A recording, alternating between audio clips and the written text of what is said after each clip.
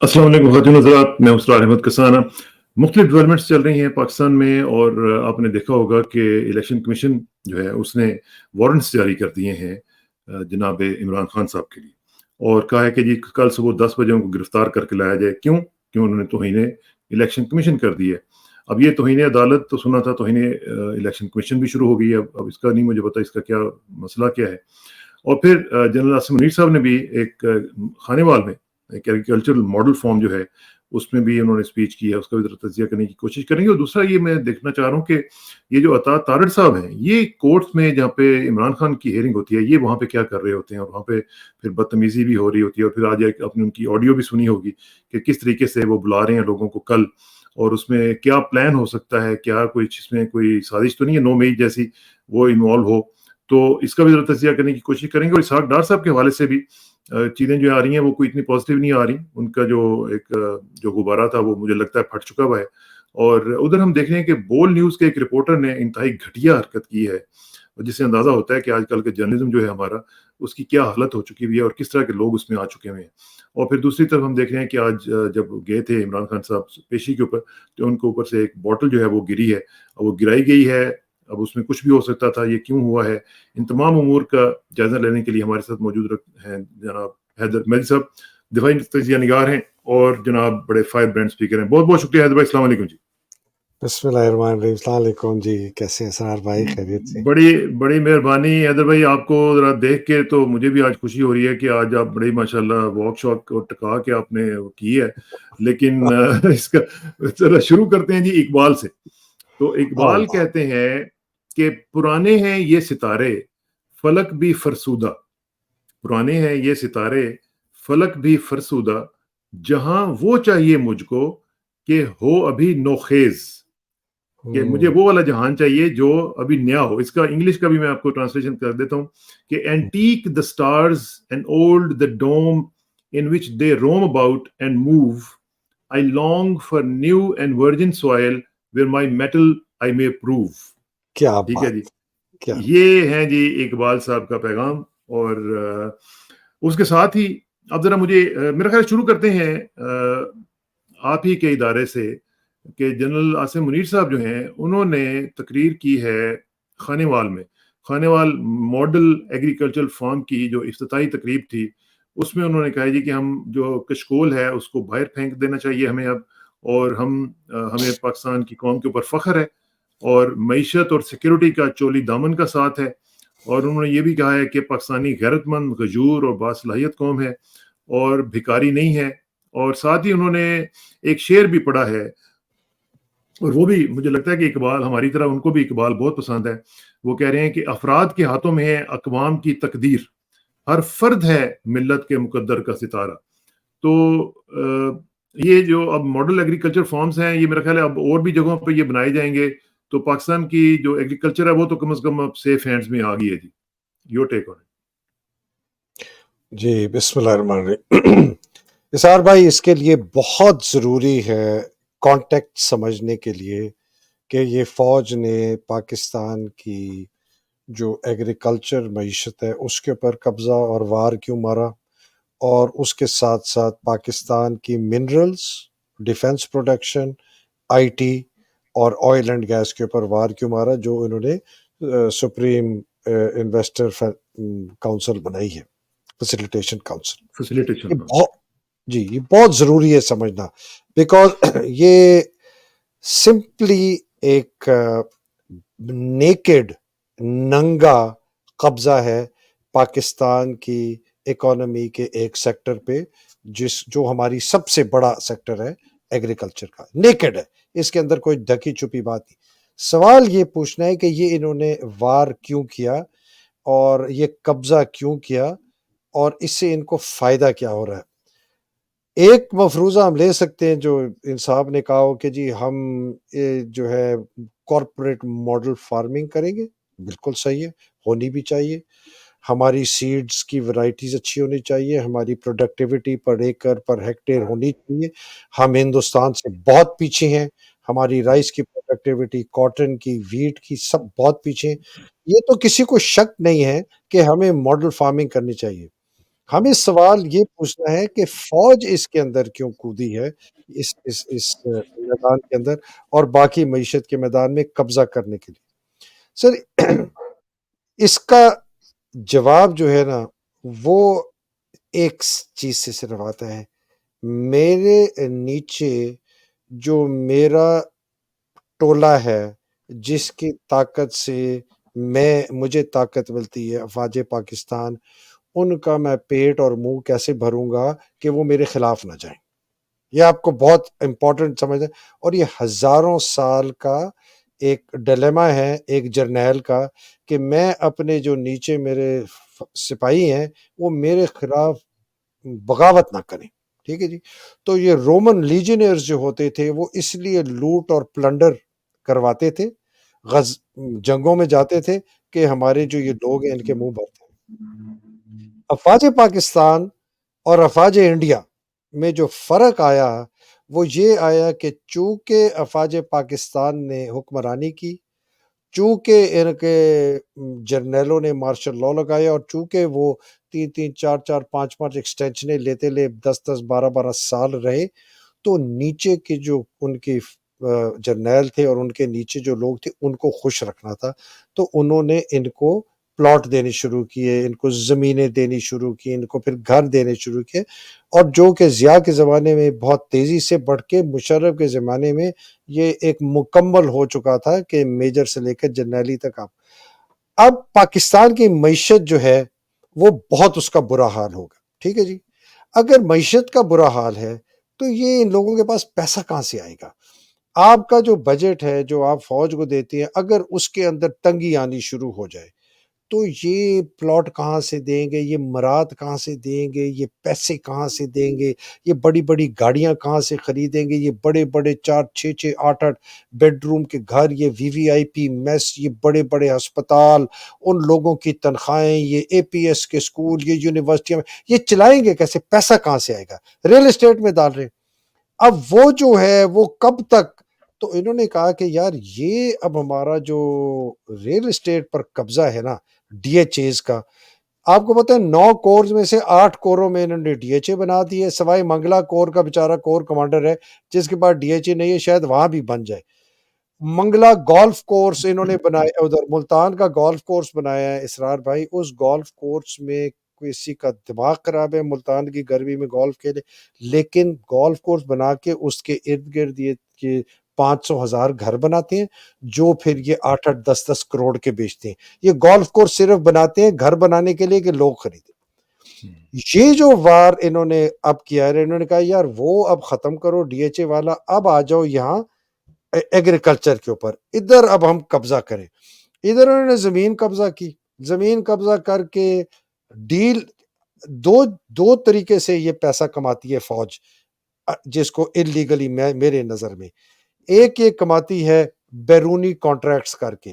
اب آپ سوچیں کولیشن سپورٹ فنڈ جتنا پاکستان کو ملا وہ سارا افواج پاکستان کو ملا، اس لیے مشرف پریزیڈنٹ تھا۔ کیانی کے زمانے میں بھی کولیشن سپورٹ فنڈ سارا فوج کے آیا، 10 to 15 بلین ڈالرز کا جو کولیشن سپورٹ فنڈ تھا وہ حکومت پاکستان کے ایکسچیکر میں نہیں گیا، وہ افواج پاکستان کیا ہے، جس کی وجہ سے انہوں نے لوٹ مار کی۔ پھر یہ جناب سعودی عربیہ کو جو سیکیورٹی دیتی ہے ڈویژن ایڈوائزر، وہ پیسہ فوج لیتی ہے، حکومت میں نہیں آتا۔ قطر میں آپ نے جا کے ورلڈ ورلڈ کپ کپ، وہ پیسہ ایک تو یہ وہاں سے پیسہ کماتے ہیں، ٹھیک ہے نا، یہ بیسکلی کرائے کے گوریلی ہیں دنیا کے لیے، یہ اپنی سروسز آفر کرتے ہیں، ان کو پیسہ ملتا ہے، اس سے یہ پھر اپنے یہ بڑے بڑے، آپ سر کبھی تربیلا جائیں، آپ منگلا کے اندر جائیں، پروہیبٹڈ ایریاز ہے، آپ اندر جا نہیں سکتے۔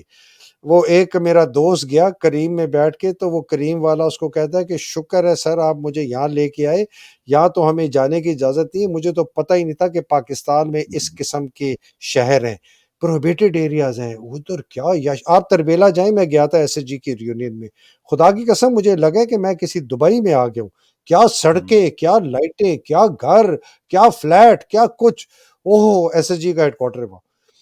تو ایک تو یہ یہاں سے پیسہ کماتے، اب دوسرا ان کا طریقہ ہے کہ جی ہم لوکل لوٹیں، لوکل تو یہ لوٹتے رہے ہیں ڈی ایچ ایز بنا کے، 80% آپ کو پتہ ہے پاکستان کی ویلتھ اسرار بھائی ریئل اسٹیٹ میں 80%، for every $100 $80 is invested in real estate, باقی $20 آپ کا پورا معیشت میں۔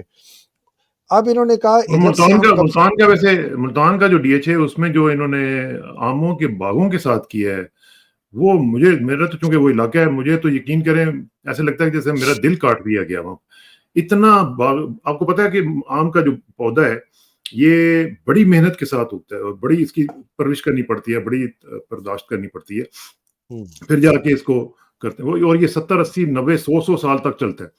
ان پودوں کو ان جو پھل تھے وہ سارے کے سارے ختم کر دیے گئے اور ہزاروں کی تعداد میں ختم کر دیے گئے۔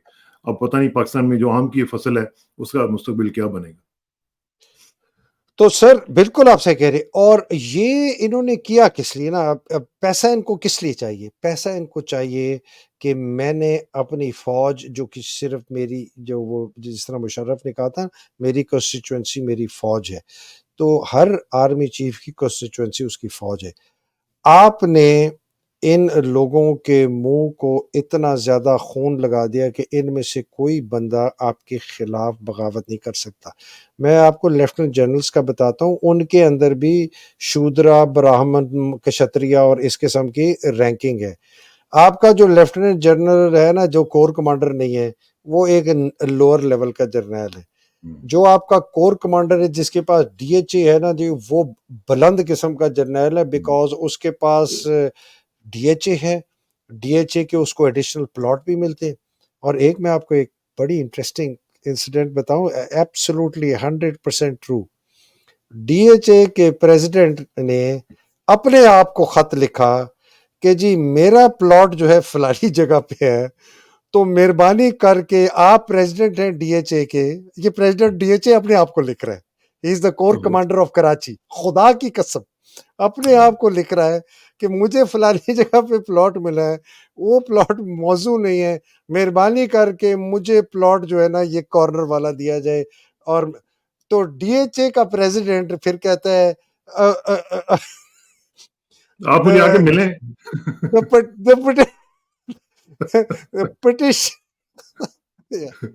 اور اپروو کر کے اپنا پلاٹ جہاں تھا اس کو بنا دیا کارنر کا۔ میں مذاق کی بات کے علاوہ اسرار بھائی،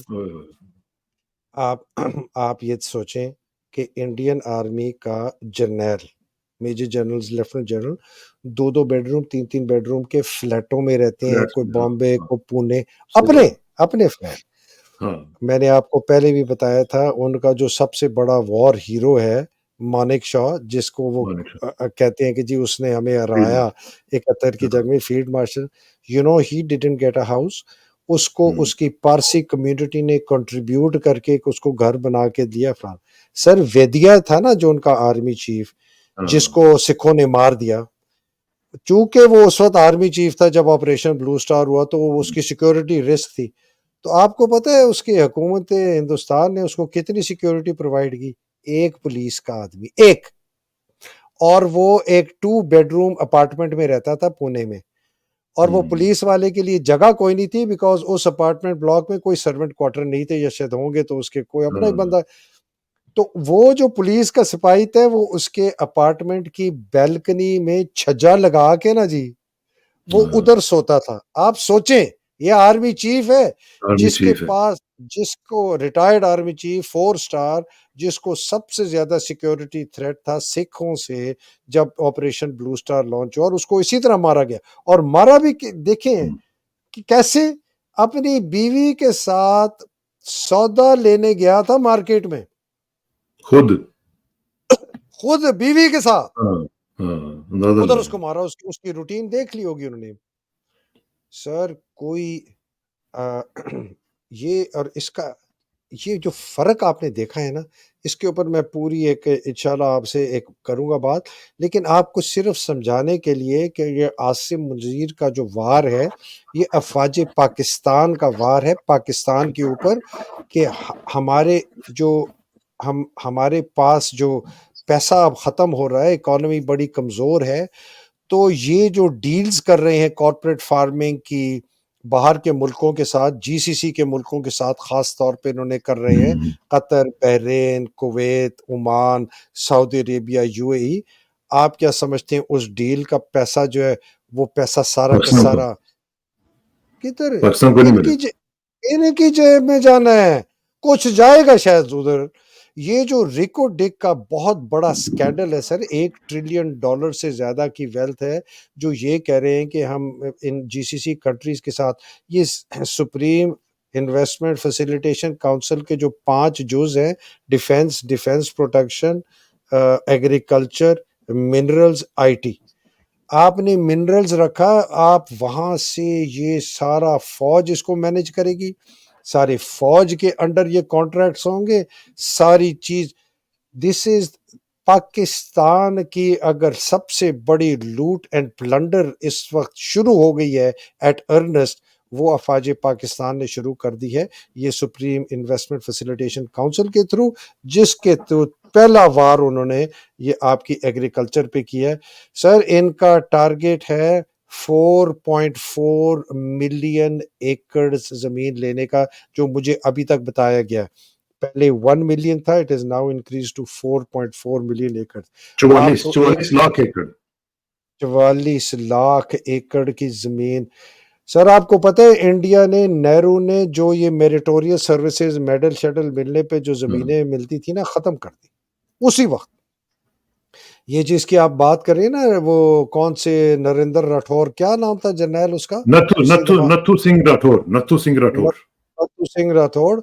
آپ کو پتہ ہے کہ جو first generation Indian army officers تھے، انہوں نے بڑی چوں چوں کی جب نہرو نے نا ان کو قابو کر لیا، ٹھیک ہے نا، انہوں نے قابو کر لیا، انہوں نے کہا نہیں جی آپ اور چونکہ ایڈمنسٹریٹولی نہرو بہت سٹرونگ تھا، ایڈمنسٹریٹولی کانگریس پارٹی بہت سٹرونگ تھی، رورل اور مڈل کلاس میں بہت سالوں سے پھیلی ہوئی تھی، ان کی پولیٹیکل روٹس بہت سٹرونگ تھی، اور نہرو کی اپنی کریڈیبلٹی بہت ہائی تھی۔ تو جو شروع نے لوگوں نے چوں چوں پی پی پاپا کی نا، انہوں نے اس کو فارغ کر دیا سب کو، ٹھیک ہے نا، جس طرح، اور مچھو چودھری جیسے لوگوں کو اس نے نا آگے آگے کر کے، کریاپا جیسے لوگ، تو اس نے انڈین آرمی کو بالکل ایک محکمہ کا کہ تمہارا یہ کام ہے، اس سے زیادہ تمہارا کام کوئی نہیں۔ That is why today the Indian Army is like an attached, is a department of the government of India. ان کا سر جو 1-on-1 سروس سٹرکچر ہے سیولینز کے ساتھ، ان کا بریگیڈیئر ڈپٹی کمشنر کے ساتھ تنخواہ ہے، ایگزیکٹلی سیم تنخواہ ملتی ہے، ایگزیکٹلی سیم پینشن ملتی ہے۔ ایک چیز شاید ان کو زیادہ ملتی ہے، اور ڈپٹی کمشنر کو کہ شاید حکومتی ہسپتالوں میں ملتی ہوگی، وہ یہ ہے کہ جی میڈیکل فری ہوتا ہے ریٹائرمنٹ کے بعد، اور پینشن ملتی ہے، اور سی ایس ڈی میں ڈسکاؤنٹڈ ملتا ہے۔ آپ کا میجر جنرل ان کے کمشنر کے رینک کے برابر ہے، اچھا رینک کے برابر پرکس میں ہے، لیکن آرڈر آف پریسیڈنس میں نیچے ہے۔ نہرو نے آرڈر آف پریسیڈنس چینج کر دیا، انگریز چونکہ تھا فوجی، اس کے لیے بڑا امپورٹنٹ تھا، انہوں نے فوجیوں کا آرڈر آف پریسیڈنس سیولین سے اوپر رکھا ہوا تھا، نہرو نے چینج کر دیا، نہرو نے کہا نہیں، major general order of president میں کمشنر سے نیچے ہے۔ یہ آپ امیجن کریں، یہ پروٹوکول وائز۔ تو جب آپ کسی محفل میں جاتے تھے تو کمشنر کی جگہ آگے، میجر جنرل کے پیچھے۔ یہاں آپ جاتے ہیں، ایس ایچ او جو ہے ادھر کا تحصیل کا یا ڈسٹرکٹ کا، وہ بیٹھا ہوتا ہے فرنٹ رو میں، اور جناب باقی جو کوئی لوگ ہوتے ہیں وہ پیچھے بیٹھے ہیں۔ ہماری تو یہ اتنا اچھی۔ تو سر میں یہ اتنا لمبی تمہید باندھنے کا، اسرار بھائی، مقصد بتانے کا یہ تھا کہ پاکستان کے اوپر افواج پاکستان کا جو قبضہ ہے، وہ قبضہ اپنے آپ کو سروائیول کرنے کے لیے، ملک کو بچانے کے لیے نہیں ہے۔ وہ استعمال ضرور کرتے ہیں اس کو کہ ہم جی ملک کو بچا رہے ہیں، ہم معیشت بچا رہے ہیں، ہم نے کشکول نہیں لینے، ہم نے کشکول توڑ دینے ہیں۔ یہ بیسیکلی اپنے آپ کو یہ اتنا بڑا سانپ ہو گیا ہے کہ اس کو خون، سر اس کو خون چوسنا ہے اپنے سروائیول کے لیے، ورنہ یہ مارا جائے گا۔ بیکاز ہمیں why is the Indian army جو ہم سے 4-5-6 گنا بڑی ہے، اس کے اندر کسی فوجی کو کوئی پلاٹ نہیں ملتا، کوئی گھر نہیں ملتا، کوئی مراحت نہیں ملتی، کوئی ایکسٹرا بینیفٹ نہیں ملتے، کوئی ریٹائرمنٹ کے بعد کوئی فوجی فاؤنڈیشن کی نوکریاں نہیں ہیں، کوئی امبیسڈر شپس نہیں ہے، وہ شاید ایک آدھی کسی کو مل جاتی ہو. نہیں سر، کچھ نہیں ہے. They finish. آپ گھر جائیں، آپ 40 ہماری طرح ان کا بھی میجر 40-45 سال میں ریٹائر ہوتا ہے، گھر وہ جاتا ہے. اسی لیے پھر پتہ وہ نہیں جو ایک دفعہ ہوا تھا نا، وہ ایک لطیفہ بھی آیا تھا کہ جرنیل ہو گئے تو پھر پاک فوج گیا ہو. وہ سر. جو سر انڈین جرنیل کی بیوی نے آ کے کہا تھا نا پاکستان میں. سر ان کے لوگ آئے تھے، میرے اپنے ایک رشتہ دار ہیں، بہت سینئر تھے، ان کے آئے یہاں ملنے کے لیے، کسی وجہ سے ان کی خاطر تواضع ہوئی، تو اس کے بعد انہوں نے ان کو بلایا ادھر. یہ سرونگ ہے، یہ اکراس دا بارڈر، لاہور کی بات کرو، رینجرز کی بات کرو. کہتا ہے جب ہمارے پاس آئے، وہ ہمارا تو ایسے تھا جیسے کہ کوئی اکبر بادشاہ کا محل. کہتا ہے جب ہم وہاں گئے نا، وہ لکڑی کی کرسیاں تے، لکڑی دی وہ چھوٹی بیت والی کرسیاں اور نارمل ٹیبلیں فلانا. تو کہتے ہیں ان کا جنرل بڑا ہنسا، انہوں نے کہا تم حیران تو ہوئے نے کہا ہاں ایسا ویسا ہے. تو سر بس یہی ہے نا، میں اسرار بھائی I want to make a point here. دیکھیں، اگر پاکستان نے سروائیو کرنا ہے تو یہ فوج اس طرح اتنی بڑی اور اس طرح قبضہ پاکستان پہ نہیں کر سکتی. یہ پاکستان کا گلا گھونٹ دے گی، بیکاز اس نے اپنے آپ کو سروائیو کرنا ہے. اس نے میجروں کو پلاٹ دینے، کرنیلوں کو، بریگیڈیئر کو، میجر جنرل کو. اور اب تو یہ جو پلاٹ ہوتے ہیں، جب میں ان کو کہتا ہوں، کوشچن کرتا ہوں، تو کہتے ہیں تجھے پرابلم کیا ہے؟ میں نے کہا یار مجھے بہت سخت پرابلم ہے، بیکاز تم لوگ اب بند گئے ہو اس کے اندر. You are now hostage. آپ سوچیں کہ لیفٹیننٹ جنرل جو بیٹھے ہوتے ہیں 25 26 27، سب کی کوشش ہے کہ یار مجھے کور مل جائے، یا مجھے اے جی بنا دیا جائے، یا مجھے کیو ایم جی بنا دیا جائے، مجھے ایک ایسی پوزیشن دی جس میں میرے پلاٹ بڑھ جائیں. اور وہ میں تبھی ہوگا جب میں ہاں میں لاؤں گا. جب میں تو لیکن اگر مجھے بتائیں، اگر پاکستان آرمی میں لیٹ سے میں ایک مفروضہ کرتا ہوں کہ ایک فیصلہ ہو جاتا ہے کہ جی ہر آرمی افسر کو ایک پلاٹ ملے گا، ایک گھر ملے گا، بس ختم. وہ ایک دفعہ الاٹ ہوگا اس کو، اور وہ اس کے بعد جتنی مرضی سروس کرے. چلے جی ہم کہتے ہیں جی میجر کے رینک سے الاٹ ہو جاتا ہے. آپ کو ایک پلاٹ الاٹ ہو گیا اور آپ کو جی ایک گھر الاٹ ہو گیا، بس جو بھی ہے 3 بیڈ روم کا اپارٹمنٹ ہے، بڑھنا بھی نہیں چاہیے، ٹھیک ہے نا.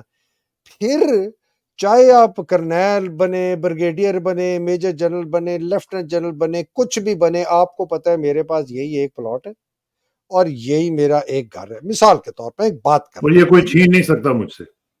ہاں، اب وہ کھل کے بات کرے گا، وہ کرنیلی میں بھی کھل کے کرے گا، وہ بریگیڈیئر میں بھی کھل کے کرے گا، وہ میجر جنرل، بیکاز اس کو آگے کو 6 پلاٹ اور نظر نہیں آ رہے، اس کو 4 گھر اور نظر نہیں آ رہے، اس کو ریٹائرمنٹ کے بعد فوجی فاؤنڈیشن کی نوکریاں نظر نہیں آ رہی، بیکاز فوجی فاؤنڈیشن کی یہ کمرشل وینچرز جتنے ہیں یہ ختم ہو جائیں گے ان کو. تو آپ سوچیں کہ یہ پھر آرمی کی دیکھیں behaviour is determined by reward ہے، یہ ساری دنیا کو پتہ ہے. جس قسم کا آپ کا ریوارڈ سٹرکچر ہوگا، ریکگنیشن سٹرکچر ہوگا، ہم ہیومن بینگز ہیں، ہم اسی کو رسپونڈ کرتے ہیں. آپ کا ریوارڈ سٹرکچر اگر فکسڈ ہے نا، تو پھر آپ پروفیشنل ہوں گے، آپ پروفیشنل بات کریں گے، آپ ڈفرنس آف اوپینین بھی دیں گے، آپ لوگوں سے بحث بھی کریں گے. ہاں اپنے ڈسپلن کے اندر رہتے ہوئے، فوجی طریقے سے کرتے ہوئے، لیکن بہت بہت ہی مختلف فوج ہوگی نا سر. آپ کی teeth sharp teeth and not a fat tail. Pakistan فوج کی ٹیتھ بھی بالکل ہے ہی نہیں، دانت ہی نہیں رہے. آپ دیکھ رہے ہیں جس طریقے سے بے دردی سے ٹیررسٹ اٹیک ہو رہے ہیں. کیا کدھر گئے، کیا ہو گیا اس فوج کو جو اتنی زبردست، جس نے وار آن ٹیرر، میں تو خیر اس کو وار آن ٹیرر نہیں کہتا، میں اس کو وار آف ٹیرر کرتا ہوں، بیکاز یہ ہمارے اوپر مسلط کی گئی ہے ٹیرر کی جنگ. ابھی زور میں دیکھیں نا کتنے زیادتی ہوئی ہے. تو اسرار بھائی، اگر پاکستانی جو بھی ہماری باتیں سنتے ہیں، میں ان سے کہتا ہوں کہ دیکھو یہ کوئی جنگ پاکستان کی فوج کے ساتھ نہیں ہے، یہ جنگ ہم پاکستان کی سالمیت کے لیے، پاکستان کی فیوچر کے لیے کر رہے ہیں.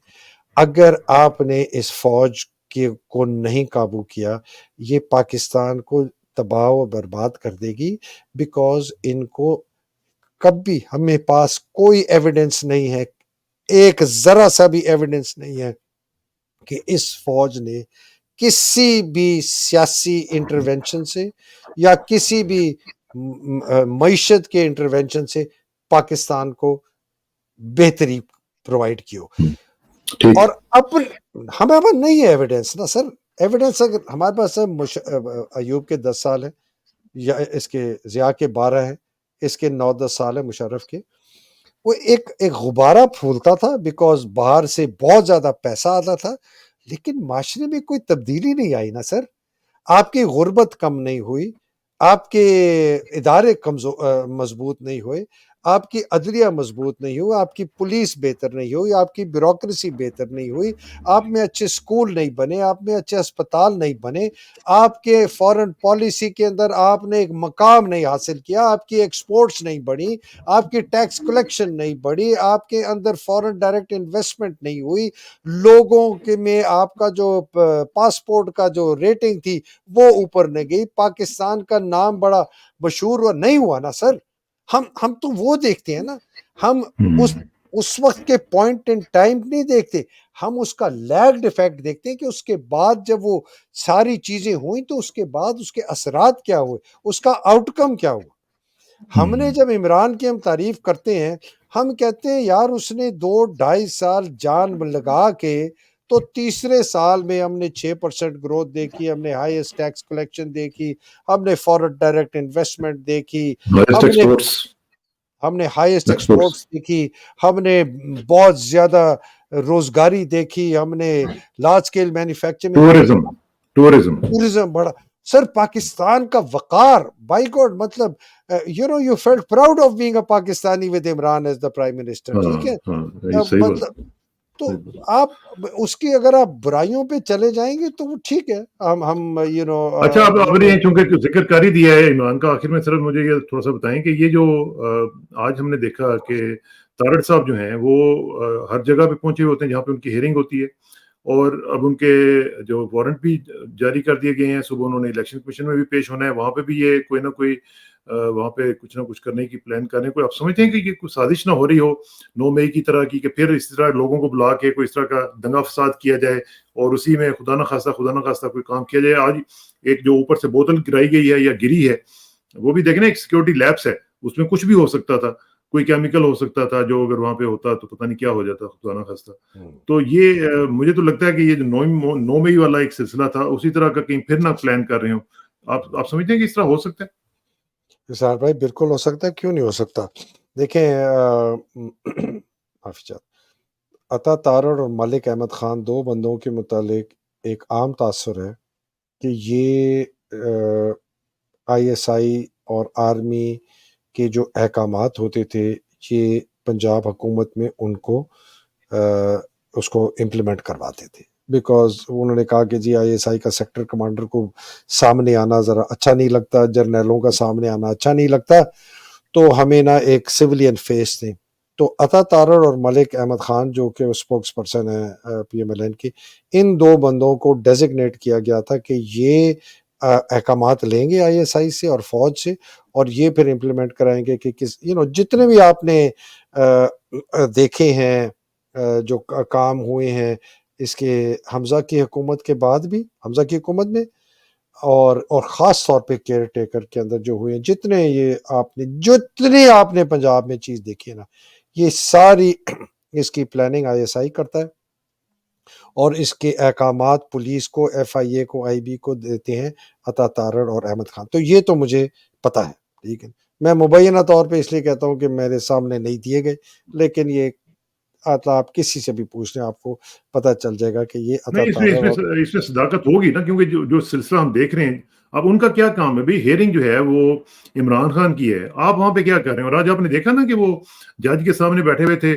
تو جج صاحب کو ظاہر ہے کہ انہوں نے، جج صاحب نے بھی اپنا کچھ دکھانا تھا، تو جج صاحب نے اس کو کہہ دیا، ان کے وکیل کو، عمران کے وکیل کو، شٹ اپ.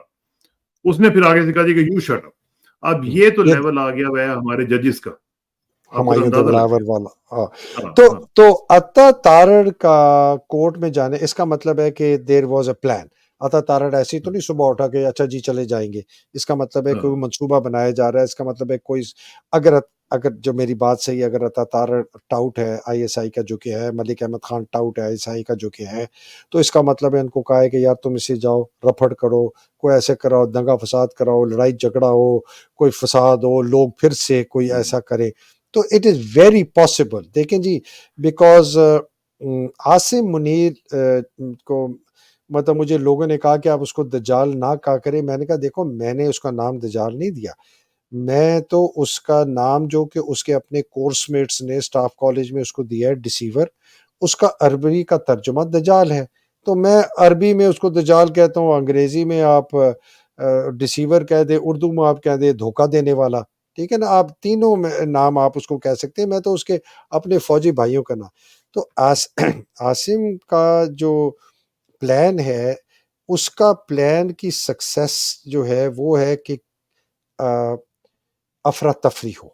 ٹھیک ہے جی، کسی طریقے سے الیکشنز پوسٹ پون ہو، کوئی ایسا، بیکاز وہ نہیں چاہتا کہ الیکشنز ابھی ہوں ستمبر دسمبر میں. حالانکہ ان لوگوں نے کمٹمنٹ دی ہوئی ہے امریکنوں کو. وہ کریلا بھی آج کل آیا ہوا ہے، پتہ نہیں وہ کیا کرنے آیا، یہی پوچھنے آیا ہوگا کہ تمہارے کیا ارادے ہیں، قابو کر لیا تم نے پاکستان کو، نہیں کر لیا، یہ وہ یہی پوچھنے آیا ہوگا اور کیا. بیکاز اس نے آگے جا کے رپورٹ دینی ہے. بائی دا وے کریلا یہ وہی بندہ ہے جس نے باجوے کو کہا تھا کہ ہم لو لانگر تمہیں سپورٹ نہیں کر سکتے اور تمہیں پبلکلی اناؤنس کرنا پڑے گا کہ تم ریٹائر ہو رہے ہو اور آرمی سیاست میں نہیں ہوگی. میں ویسے اور لوگوں کو بتا دوں کہ کریلا جو ہے یہ سینٹ کام کے چیف ہیں. یہ کئی لوگوں کو شاید جی نہ پتا ہو.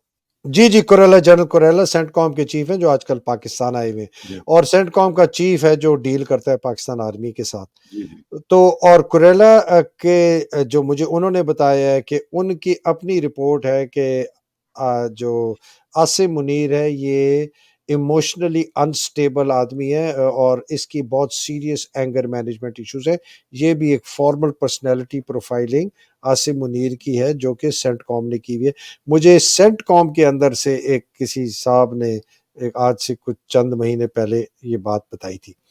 تو اب مجھے یہ بتائیے گا کہ یہ عطا تارڑ کی جو آپ نے بات کی، بوتل پھینکنا فلانا، ای سی پی نے اس کو کہا اس کو اریسٹ کر کے لاؤ، یہ کہاں پوائنٹ آؤٹ کرتے ہیں؟ یہ کس طرف ڈائریکشن میں لے کے جا رہے ہیں سرار بھائی؟ یہ لے کے جا رہے ہیں کہ کوئی ایسی چیز ہو جو پرووک کرے لوگوں کو، ٹھیک ہے نا، ایسی چیز کریں جو کہ انتہا بھی نہ ہو لیکن انتہا سے پہلے والی کوئی ایسی چیز ہو، اور ایسے لگے بھی نہیں کہ ہم نے کروائی ہے، یہ تو اتفاقاً ہو گئی، اور اتفاقاً سے پھر لوگ بھڑکیں گے، اور لوگ بھڑکیں گے تو باہر نکلیں گے، تو باہر نکلیں گے پھر افراتفری ہوگی، تو افراتفری ہوگی تو پھر پتہ نہیں کیا ہوگا، پھر ہم یہ کریں گے، وہ کریں گے، وہ کریں گے، اور اس طریقے سے ہم جو ہے جی الیکشنز کا پوسٹ پونمنٹ یا اس کے اندر ہم کریں. یہ میری نظر میں اور میں اسی ماحول میں آپ نے دیکھا ہوگا کہ آج ایک رپورٹر صاحب جو ہیں انہوں نے بدتمیزی کی ہے عمران خان صاحب کے ساتھ. مجھے تو یہ نہیں سمجھ آتی کہ بھئی اپنی اوقات دیکھ لو یار، فار گاڈ سیک. ابھی پیدا ہوئے اور ابھی کس کے ساتھ جا کے تم یہ اس طرح کی حرکتیں کر رہے ہو؟ مطلب کوئی لیول ہوتا ہے. مطلب جرنلزم تو پتہ نہیں کن لوگوں کے ہاتھ میں آ گئی ہے. یقین کریں مجھے بڑا دکھ. ہم نے تو جو بات کل کی تھی اور ہم کافی عرصے سے کرتے آ رہے سار بھائی، وہ ہے کہ اخلاقیات کا جو ملک میں اخلاقیات تباہ ہو چکی ہے. ویسے میں آپ کو ایک ہوپ فل سیناریو بھی دے سکتا ہوں، بہت ہوپ فل. وہ یہ ہے کہ اخلاقیات کو تبدیل کرنا جنریشنل ایشو ہے یہ، بیکاز اس سے ہمارے گھر کی تربیت، ماؤں کی تربیت، باپ کی تربیت، اسکول کا نظام، ماحول، محلے کا، لوگوں کا، یہ بہت بڑا مشکل کام ہے، جنریشنل ہوتا ہے. لیکن بیہیویئر جو ہے نا، رویہ، وہ ایک دن کا کام ہے، اس میں آپ کو جنریشن نہیں چاہیے. سوسائٹی کو پہلے ٹھیک کرنے کے لیے آپ کو اس کا بیہیویئر اور رویہ چینج کرنا پڑتا ہے. رویہ میں اور پھر بڑا سمپل اگزامپل دیتا ہوں. وہی آدمی جو پیر ودائی کے بس کے اڈے پہ، پنڈی پہ، اپنے سر پہ بکری رکھ کے چھت پہ بیٹھ کے آیا تھا کسی پہاڑ سے، اس کے جیب کے اندر دبئی کا ٹکٹ تھا وہاں جا کے کوئی کام کرنے کا، وہ پیر ودائی پہ اترا، اس نے اپنی بکری بیچی، تھوڑا پیسہ اور لیا، اور ادھر وہ کونیاں مارتا، گالی دیتا ہوا، جس طرح کرتا ہوا کسی اور بس میں بیٹھا، ویگن میں بیٹھا، اور ادھر سے وہ پہنچا اسلام آباد ایئرپورٹ۔ اسلام آباد جب ایئرپورٹ پہنچا تو اس نے دروازے میں اندر جا کے پولیس والے روک لیا، ایسا نے کیا ہے، دکھاؤ پاسپورٹ، اس نے دکھایا، اندر گیا، وہ دیکھا جی سارے لوگ ادھر ادھر پھر رہے، کچھ سمجھ نہیں، انہوں نے کہا جی ادھر جائیں، وہ لائن میں کھڑا ہو گیا، لاگ میں جا کے پاسپورٹ دیا، تصویر کھچائی، جہاز میں بیٹھا، 2.25 گھنٹے بعد دبئی پہنچا، بالکل سد لکیر میں، لائن میں، ہاتھ میں پاسپورٹ، جا کے کھڑا ہوا چپ، ایسے ہے کہ جیسے ساری زندگی وہ کیوز میں وہ کھڑا لائن پہ رہا ہے، لائنوں میں کھڑا رہا ہے۔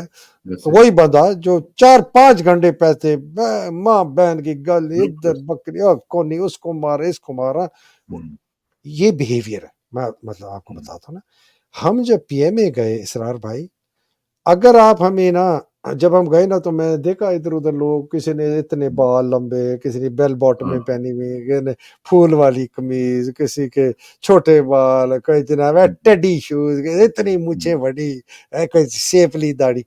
آپ 2.5 گھنٹے بعد ہمیں دیکھتے، 2.5 گھنٹے بعد بال کٹے، نیچے کالج بوٹ، نکر پہنی، اوپر جناب ٹی شرٹ، بیگ سیچل، اور نعرے مارتے ہوئے، یس سر، نو سر، السلام علیکم سر، ادھر بھاگ ادھر بھاگ۔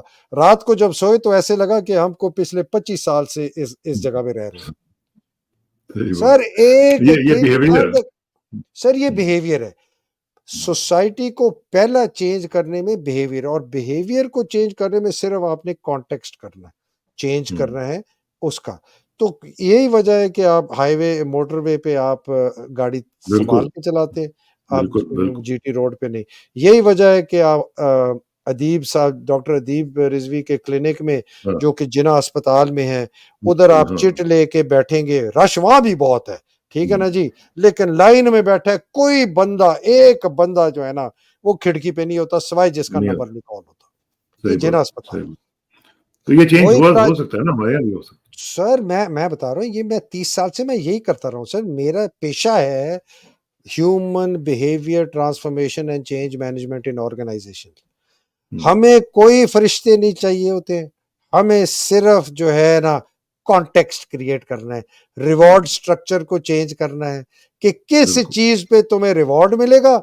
آپ نے اور کس چیز ریوارڈ سٹرکچر چینج کر دیا نا، آپ نے افواج پاکستان کو چینج کر دیا۔ اس لیے میں کہتا ہوں کہ افواج پاکستان کا جو ریوارڈ سٹرکچر ہے، یہ پلاٹس، پرکس اور پریویلیجز کا، اس کو جب آپ ٹھیک چینج چینج ہونا کریں گے نا، اصل میں یہ ہے نا، جب آپ چینج کریں گے، اصل سارا تو چاہیے۔ سوال اسی میں ہے نا، جب یس، آپ اور کیسے اور کون، اصل چیز وہ ہے۔ لیکن اصل تو یہ بتا میں یہ رہا ہوں اسرار بھائی، اس کے لیے ہمیں 50 سال نہیں چاہیے، اس کے لیے ہمیں ایک آرڈر چاہیے۔ The perks and privileges of the Pakistan Army officers are as follows: one house, one plot. جن کے پاس اس سے زیادہ ہیں، اگر بیچ دیے کھا جاؤ، یشی کر لو، جن کے پاس اس سے موجود ہیں، فلانا ہے، آپ نے یہ ریورٹ کرنے ہیں واپس to the ministry of defence, آپ کو ایک گھر ملے گا، آپ گرینڈ فادر بھی کر سکتے ہیں، چلیں جی ہم پچھلے جو 1 سال کے ہیں نا، ہم ان کو معاف کرتے ہیں، آج کے بعد کی تاریخ میں نا جی یہ ہوگا۔ آپ ٹھیک ایسے 1 سیکنڈ میں سر، سیکنڈ میں اس چلیں، فوج کی بیہیویئر چینج ہو جائے گا۔ اس پہ ہم گفتگو جاری رکھیں گے، اور یہ بیہیویئرل چینجز جو ہیں یہ بڑی امپورٹنٹ ہوا کرتی ہیں، اور سر جس طرح آپ یہی نے ہے، آرگنائزیشن، ہاں جس طرح آپ نے کہا سر کہ یہی ہے آرگنائزیشن میں بھی یہی ہوتا ہے، اور یہ بالکل فوج بھی ایک آرگنائزیشن ہے، اسی طرح باقی بھی آرگنائزیشنز ہیں، وہاں پہ بھی یہ سب چیزیں ہو سکتی ہیں، ممکن ہے، کرنے والا کوئی ہو تو سب کچھ ہو سکتا ہے۔ بہت بہت شکریہ حیدر بھائی، انشاءاللہ ملاقات ہوگی، اور بہت جلد ہوگی، اور پھر ہم ذرا اس کے بارے میں مزید بھی دیکھیں گے کہ کل جو ان کی اپیئرنس ہے کورٹ میں، وہ وہاں پہ کیا ہوتا ہے، خدا نہ خواستہ کوئی سازش تو نہیں ہے، اس کا بھی پھر تجزیہ کریں گے۔ بہت بہت شکریہ۔ آخر میں دعا کہ میری عزت کے لیے کافی ہے کہ میں تیرا ہی بندہ ہوں، میرے فخر کے لیے کافی ہے کہ تو ہی میرا پروردگار ہے، تو بالکل اسی طرح جس طرح میں چاہتا ہوں مجھے بھی اسی طرح بنا دے جس طرح تو چاہتا ہے۔ سپردم بتومائے خیش رو تو دانی حساب کم و بیش رو. مجھے اسرار کسانہ کو حیدر مہدی صاحب کے ساتھ اجازت دیجیے. جلدی ملاقات ہوگی انشاءاللہ. اللہ حافظ. السلام علیکم.